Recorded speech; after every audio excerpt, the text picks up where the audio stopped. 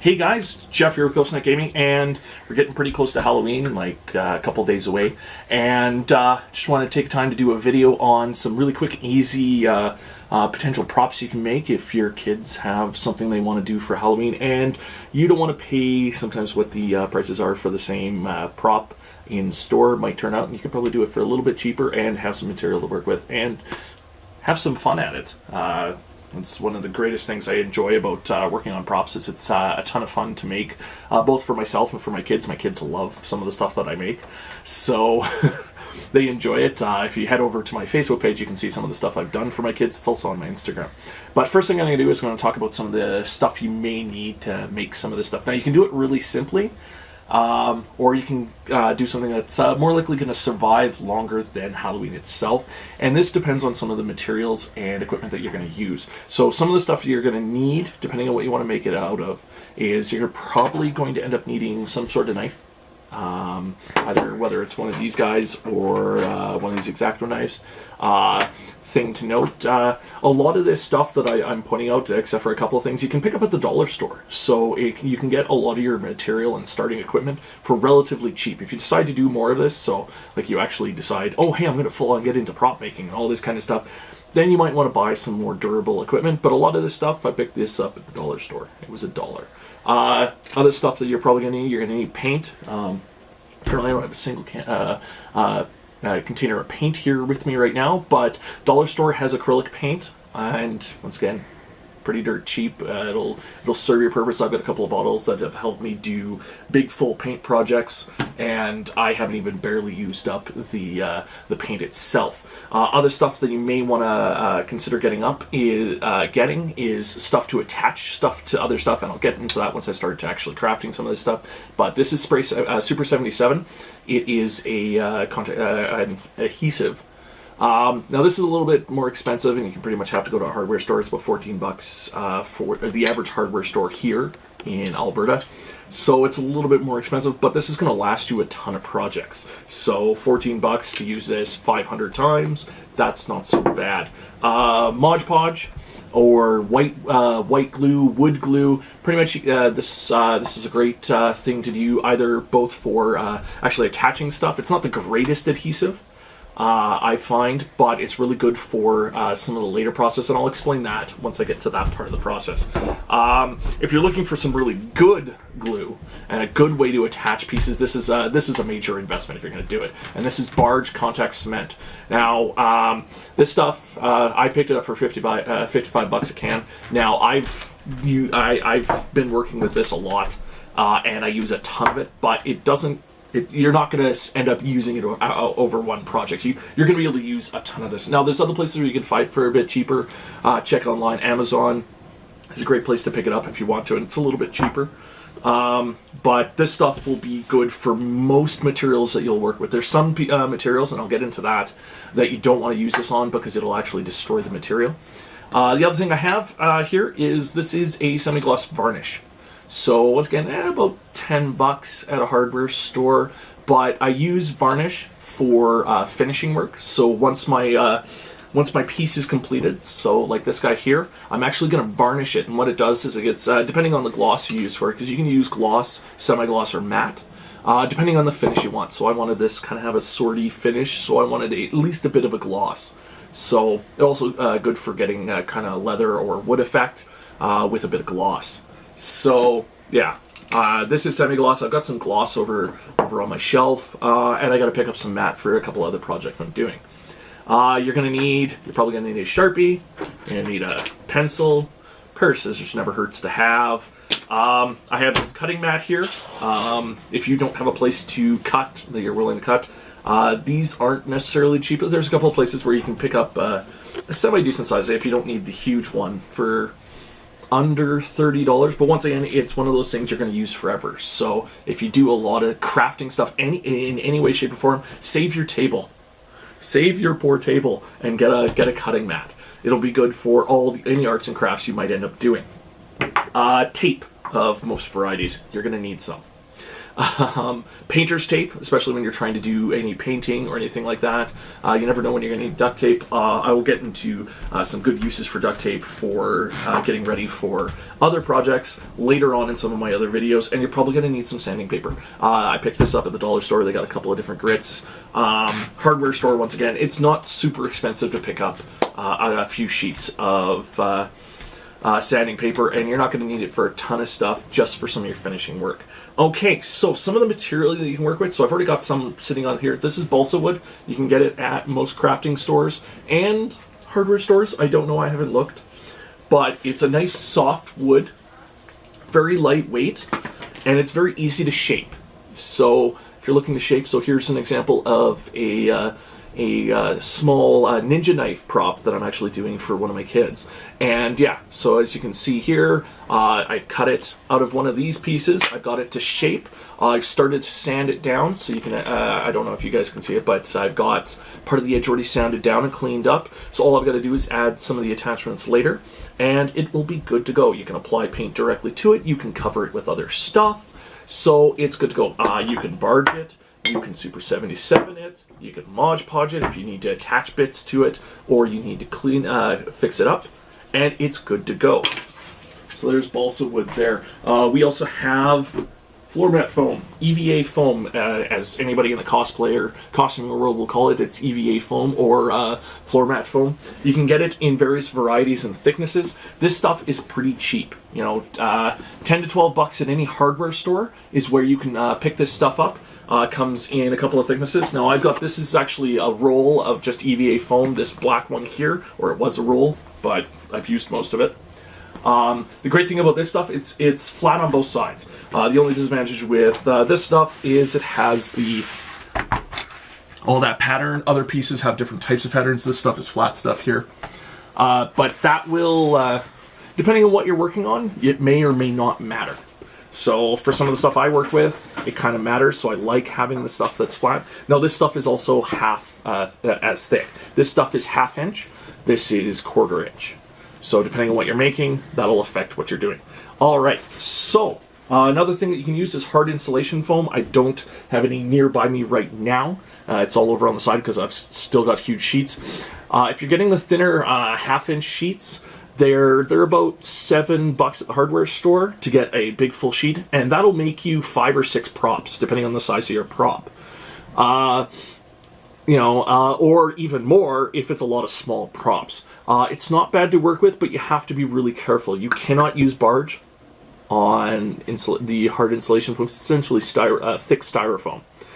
This will eat it alive, and it'll just disintegrate. Same with certain paints. You have to be really careful, and I learned that the hard way. You have to be careful with certain paints. It will also do the same. You're pretty much relying on Spray 77 to get any adhesion that doesn't destroy the piece. So I'm not going to end up working with that right now, but what I am going to show you is I'm going to show you a couple of kid props that I've done, and I'm going to make one for you here. So this was, for my my 2-year-old, and just using regular EVA foam, I made both a shield that kind of has that wood look to it and a sword. So pretty much all I did was, get my template, and as you can see, templates are pretty straightforward, grabbing some paper. So the other material you'll need, before I forget, is something to draw on. Because unless you're a pretty decent artist, I don't recommend trying to freehand any of your designs, unless the designs are pretty simple. But I did all that, applied that to the foam, drew it on with my Sharpie, and away you go. So I'll show you some of that in just a moment. Alright.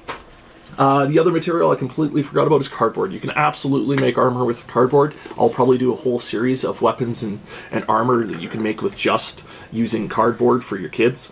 And, well, cardboard is pretty cheap and easy to find. You can go to most retailers and say, hey, do you have any boxes of cardboard? And they'll probably hand you a small stack. And there you go, or even, go to a U-Haul or something like that. They sell them for fairly cheap. So you can get a stack of cardboard, and away you go. And that can be painted, that can be glued with just about anything, and it's not going to be good. You can apply extra stuff over top of it, all that kind of stuff. Other things that you can probably use, and now it's not sitting around me, you can use tin foil and stuff to cover stuff if you want to get a metallic finish and you don't want to sit there and paint it yourself. You can do that yourself. Okay, so what the meat and bones of this one is, I have sat and played around, and most kids these days have heard of Minecraft.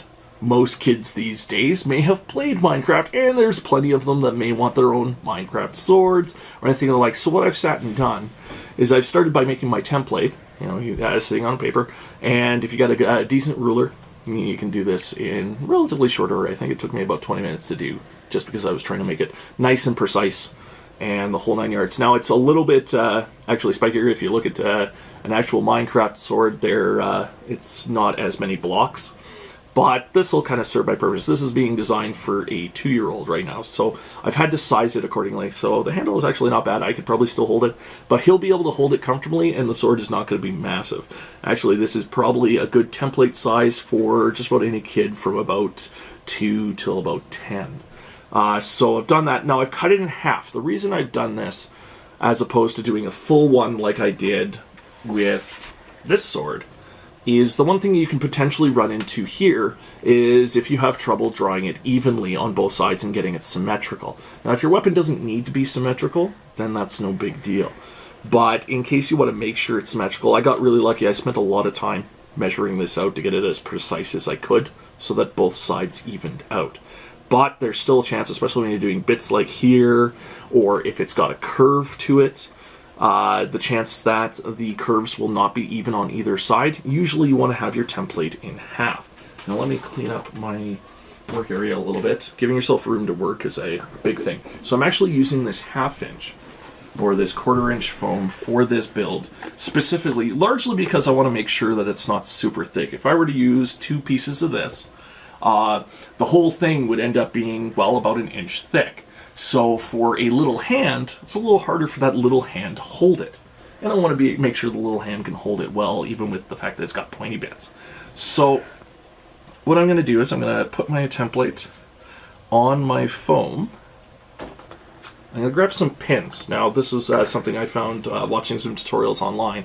And the great thing about this, and the reason I pin this down, excuse me, it's the same way reason you'd pin down a pattern, say, working with fabric, is so that when you're cutting and when you're drawing on your template, is so that your template doesn't escape you. Because if you're trying to hold on to it and draw at the same time, you're going to end up with your template going for a walk. Now I don't need to pin this a ton. I just have to be really careful because I want to be very precise and nice sharp lines. So I'm going to use a silver Sharpie in this case. Largely because, well, this is a black foam, so a black Sharpie isn't going to turn out very well. I'm going to draw all my lines as nice and crisp to the template as I can. So when I actually cut this out, I'm going to cut it out inside my lines because that'll give me my shape. I want to cut it nice and sharp to my lines.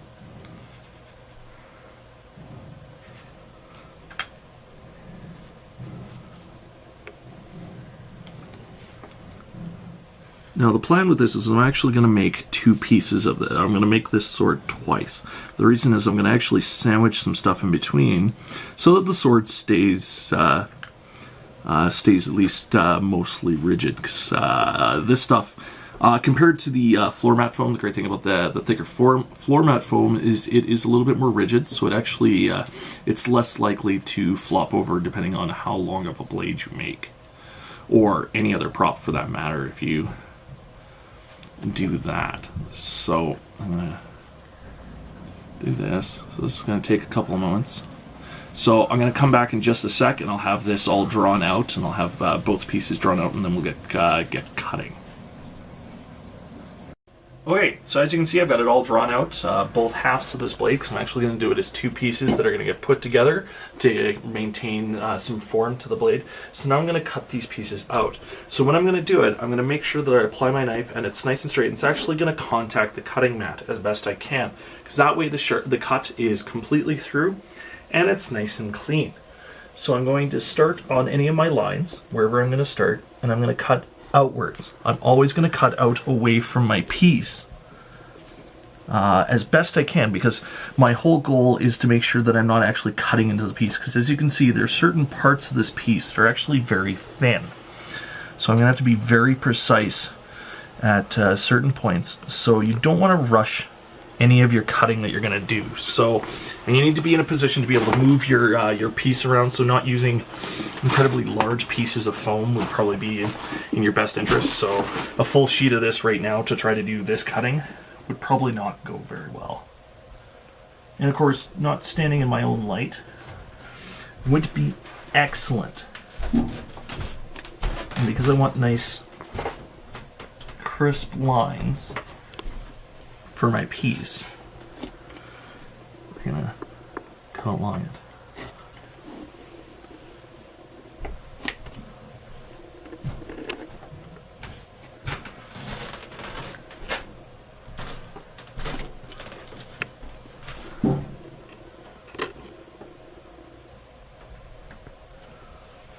I have to be really careful in here. So in here I have to be nice and careful. Now, depending on how thick your material is, you might actually be able to use scissors if you're not using super thick material. This stuff is just thick enough that unless I had like really ginormous shears, I probably wouldn't be able to cut it with a pair of scissors. But a lot of times when I'm working with craft foam, which is even thinner than this stuff, I can actually just outright do that. Okay, so I'm actually going to get this piece out of my way. Oh, I'm not going to be able to. All right. So here you can see my lines. And you can see that it's still maintaining a lot of its shape as best I can. All right. Cut that just one more time. I'm going to turn this one more. So I'm going to get in here. Yeah, as you can see, I've got I'm actually in my own shadow, which is making this a little bit difficult, just from where my light is set up. So if you can get yourself in a position where your light is not out of your way, I should check to see what's going on with the foam itself. All right. I'm actually going to cut all of these lines first.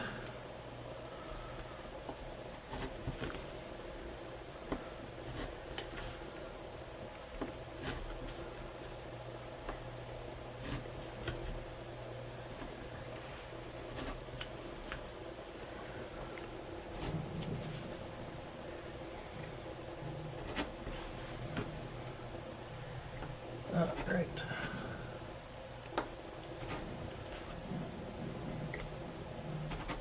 Now the other thing that to try to have is make sure your knife is as sharp as possible. Whether you have a sharpener or you have new blades to work with, you want to make sure your blade is nice and sharp, because otherwise it's going to snag on the foam as it cuts through, and you're not going to get as clean of cuts. And if you don't have your cuts quite as clean as you wanted, you're going to find that you're going to have a lot more finishing work to do than you had originally hoped.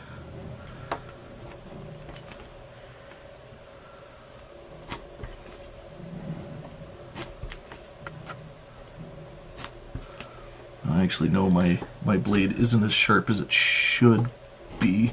I do need to replace it in the very near future here. But we're going to get all